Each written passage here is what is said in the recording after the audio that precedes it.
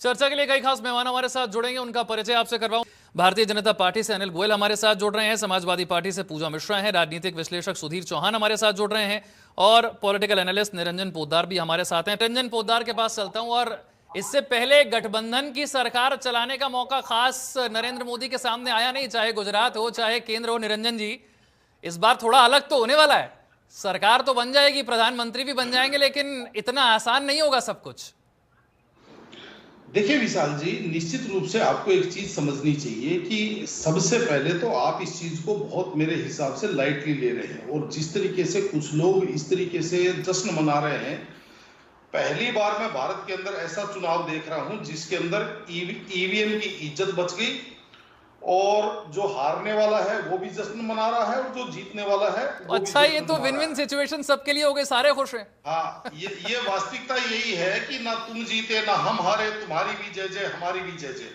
और रही बात जिस तरीके से गठबंधन पॉलिटिक्स की बात करते हैं विशाल जी, निश्चित रूप से देखिए ये भारत के राजनीतिक परिप्रेक्ष्य में मेरे हिसाब से सन 1988-89 से ये गठबंधन पॉलिटिक्स शुरू हुई और उसके बाद में जिस तरीके से देश ने गठबंधन पॉलिटिक्स भी देखी और देश ने पूर्ण बहुमत की सरकारें भी देखी।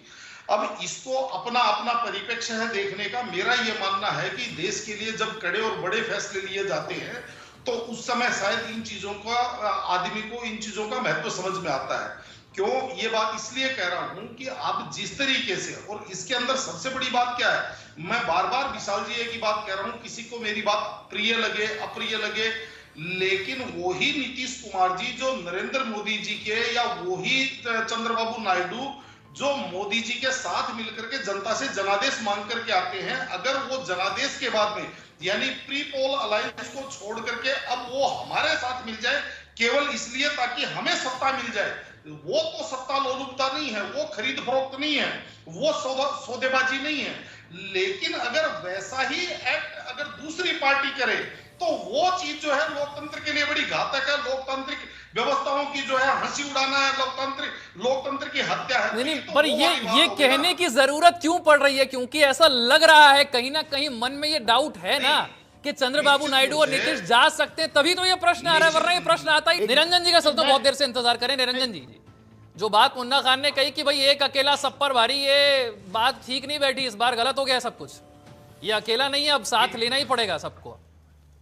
विशाल जी, दृष्टिकोण अपना अपना है। देखिए परिस्थिति एक ही है, उसको चाहे आप आधा गिलास खाली बोले या आधा गिलास भरा बोले, लेकिन अगर इसको वास्तविकता देखेंगे तो आप ये मान के चलिए कि हिंदुस्तान के इतिहास में मेरे ख्याल दूसरी बार ऐसा हो रहा है कि 10 वर्ष की जो शासनकाल था उसके बाद में तीसरी बार कोई पार्टी सिंगल लार्जेस्ट 240 सीटें लेकर के आ रही है। विशाल जी, बहुत महत्वपूर्ण बात बता रहा हूं, थोड़ा सा ध्यान से सुनिएगा। ये 1984 के बाद में 2014 तक एक सरकार बताइए जो सिंगल लार्जेस्ट 200 सीटों से जिसने सरकार बनाई हुई। ये तो 282 और 303 का बहुमत ला करके नरेंद्र मोदी ने, और इस बार 400 पार का नारा देकर के मोदी ने लोगों की एक्सपेक्टेशन या यूं कहें कि आज की तारीख में जिस तरीके से मुन्ना खान जी या कांग्रेस 99 सीटों पे इतरा रहे हैं, इनको तो इस चीज के बारे में सोचना चाहिए कि अगर आपकी तीसरी बार में भी लगातार तीसरी बार में भी आपकी सीटें 100 से कम रह रही हैं,